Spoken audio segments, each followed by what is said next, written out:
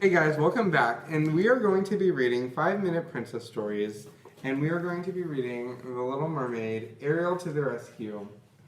Oh, Eric, this is wonderful, Ariel said excitedly as she twirled around the ballroom with her prince. I can dance with you and see the ocean. Do you miss your sea friends, he asked. Sometimes, Ariel replied a bit sadly, but I love being with you. Bright and early the next morning, Prince Eric saw Ariel walking along the beach. He caught up to her, and they strolled along together along the sand. The prince knew Ariel was hoping to visit Flounder and Sebastian, as well as her other friends from the sea. But they were nowhere to be found. Eric and Ariel watched the waves crash onto the shore. It's rough out there today. If I were a fish, I think I might be too scared to come close to the shore. The prince said gently, Don't worry, Ariel. We'll figure out a way to bring together the land and the sea. At dusk, Ariel went to Eric. I was thinking about what you said earlier, she said. I want to show you something. Ariel led the prince to the quiet lagoon they had rowed in a long time ago. Do you think my friends would feel safer visiting me here? She asked. Eric rubbed his chin. Maybe. He had an idea, but he wanted to make sure it would work before he said anything to Ariel. A few weeks later, Eric found Ariel walking along the beach again. Come with me, she said. He said, I have a surprise for you. He took her along the lagoon. The first thing Ariel noticed was how big the wall around it. The wall would keep out dangerous sea creatures, such as sharks, but it also had a gate so that Ariel's friends could enter the lagoon.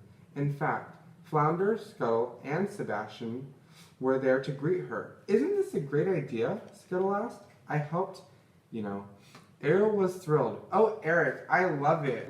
Yep. Ariel was so excited that she waded into the water to greet her friends.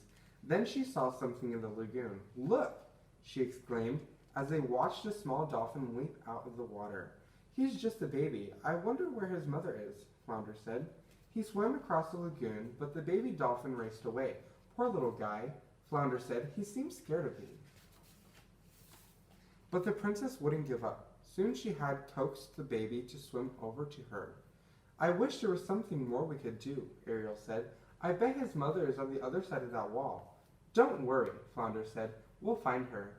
But a few days later, Sebastian and Flounder still hadn't found her. This is terrible, Sebastian said. We have looked everywhere, under the sea, but we cannot find the baby's mother. What should we do? Ariel looked at the little dog. Tomorrow, she would ask more of her friends from under the sea to help search. Later that night, Ariel woke to the sound of thunder from the palace. She saw big waves crashing onto shore. Eric joined her. Are you worried about that baby dolphin? He asked. He must be terrified, Ariel replied. We need to go to him. Eric followed Ariel into the stormy night. When they arrived at the lagoon, Flounder was trying to calm the frightened baby dolphin. Ariel climbed into the lagoon wall and called to the sea creatures, Help me, please. I'm Ariel, princess of the sea. I need my father, King Triton. A whale was the first to respond. Then a school of fish flashed their fins.